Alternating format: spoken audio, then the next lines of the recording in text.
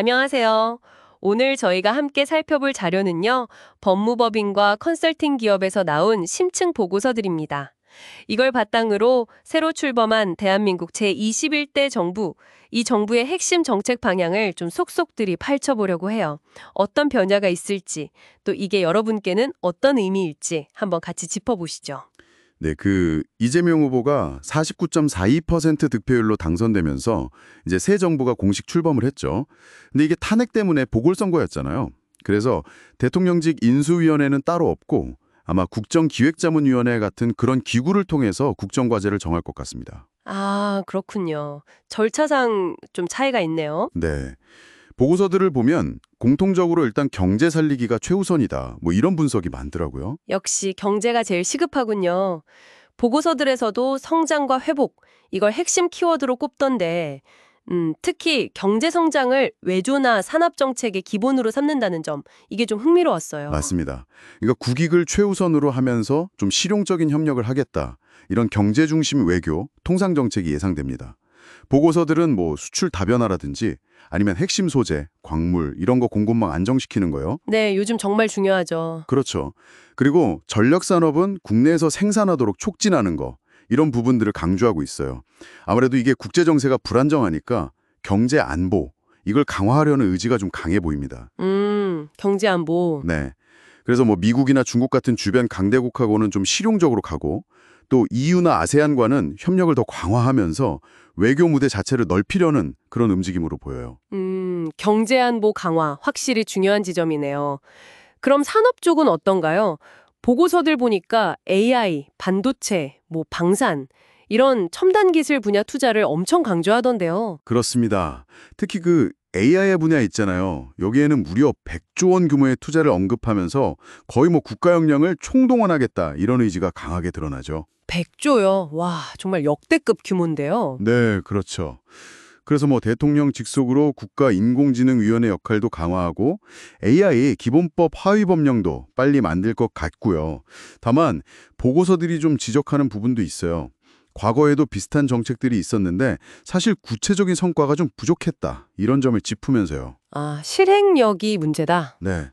그래서 이번에는 정말 재원 마련을 어떻게 할 건지, 또 집행 방식은 투명하게 할 건지, 이게 성공의 관건이 될 거다. 이렇게 분석하고 있습니다. 하긴 100조 원 규모면 말씀하신 대로 실행 계획이 정말 중요하겠네요. 그 외에 반도체 메가 클러스터나 K방산 같은 다른 핵심 산업 지원책도 기대가 크던데요. 네, 반도체 메가 클러스터는 여러 지역에 흩어져 있는 생산, 연구 시설을 하나로 묶어서 시너지를 내겠다는 거고요. 또 K방산 생태계 구축이라든지 친환경 스마트 조선업, 그리고 K컬처 육성 이런 것들도 주요 과제로 추진될 것 같습니다. 성장을 강조하는 만큼 공정한 성장이라는 그 기조 아래서 규제 환경 변화도 좀 주목해야 할 것 같아요. 특히 플랫폼 기업 관련 내용이 많더라고요. 맞아요. 플랫폼 독과점 막고 거기 입점한 사업자들 있잖아요. 그분들 권익 보호하려는 움직임이 강해질 겁니다. 부당 내부 거래 감시도 강화될 거고요. 특히 좀 흥미로운 건 가맹점주나 대리점주 같이 소위 의뢰 입장에 있는 분들, 이분들 목소리를 키우기 위해서요. 네네. 단체를 만들어서 협상할 권리, 그러니까 단체 협상권이죠.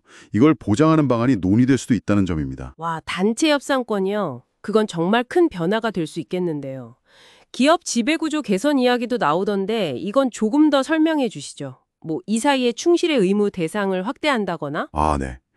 이사의 충실 의무 대상 있잖아요. 이걸 기존에는 회사에 대한 의무였는데 앞으로는 주주 전체로 확대하는 상법 개정을 추진할 가능성이 있어요. 주주 전체요? 네. 그러니까 경영진이 의사결정할 때 소액 주주까지 포함해서 모든 주주의 이익을 고려해야 한다는 의미가 되는 거죠. 거기에 더해서 뭐 특정 감사위원을 다른 이사들이랑 분리해서 선출하는 제도, 이거 확대하고요. 또 소수주주들이 원하는 이사를 뽑기 쉽게 하는 집중투표제 활성화, 이런 식으로 소수주주 보호장치들이 강화될 수 있습니다. 이건 뭐 기업 경영에는 상당한 변화를 가져올 수 있는 부분이죠. 그렇군요. 가상자산 쪽도 요즘 관심이 정말 뜨거운데 이 분야 정책은 어떻게 전망되나요? 비트코인 현물 ETF 허용 같은 얘기도 있던데요. 네, 가상자산 시장을 이제 제도권 안으로 좀 끌어들이고 투자자 보호도 강화하려는 입법이 본격화될 것 같습니다. 보고서들에 따르면 말씀하신 비트코인 현물 ETF 발행, 거래 허용이나요? 네. 부동산, 미술품 같은 실물 자산 기반으로 토큰 증권, STO라고 하죠. 네. 이걸 법제화하는 거, 또 원화 기반 스테이블 코인 발행 추진, 이런 걸 통해서 약간 디지털 자산 허브를 만들려는 목표가 있는 것 같아요. 아, 디지털 자선 허브. 네. 근데 이게 시장 활성화랑 규제 강화, 이 두 가지 사이에서 좀 균형을 잘 잡아야 하는 과제가 있겠죠? 환경 쪽은 어떤가요? 탄소 중립 목표 달성하려면 재생에너지 확대에 좀 힘을 실을 것 같은데요. 그렇습니다. 2050년까지 탄소 배출 제로로 만들겠다는 목표가 있으니까요. 재생에너지 확대 기조는 더 강해질 겁니다. 그 기업들이 쓰는 전력 100%를 재생에너지로 바꾸겠다는 RE100 있잖아요. 네, 아리백. 이거 이행 지원하려고 전형 산업단지도 만들고 해상풍력 지원하고 에너지 고속도로 건설 같은 계획들이 언급되고 있습니다.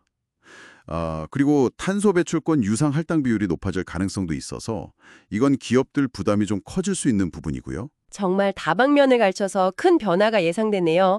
이 외에도 보고서들을 보면 주택 공급 확대나 노동 현안인 그 노란봉투법 관련 논의, 또 중대재해 처벌 강화 같은 중요한 과제들도 산적해 있다고 지적하고 있죠. 네, 맞습니다. 오늘 쭉 살펴본 정책들을 보면 성장과 공정, 그리고 미래 기술 주도권 확보, 이런 야심찬 목표들이 보입니다. 특히 AI나 반도체 같은 첨단 산업 육성은 분명 새로운 기회가 될 수 있겠죠. 하지만 동시에 보고서들은 급변하는 국제 통상 환경, 특히 미국과의 관계 설정 문제라든지 또 막대한 투자에 따르는 재정 부담 같은 현실적인 도전 과제들도 만만치 않다, 이렇게 분석하고 있어요. 결국 이 야심찬 계획들이 얼마나 효과적으로 실행될지 그게 관건이겠군요. 앞으로 이 정책들이 구체화되는 과정을 좀 면밀히 지켜보면서 이게 여러분의 삶과 또 비즈니스에 어떤 기회와 도전을 가져올지 계속 주목해 볼 필요가 있겠습니다. 오늘 보고서들을 통해 새 정부의 정책 방향을 깊이 들여다봤는데요.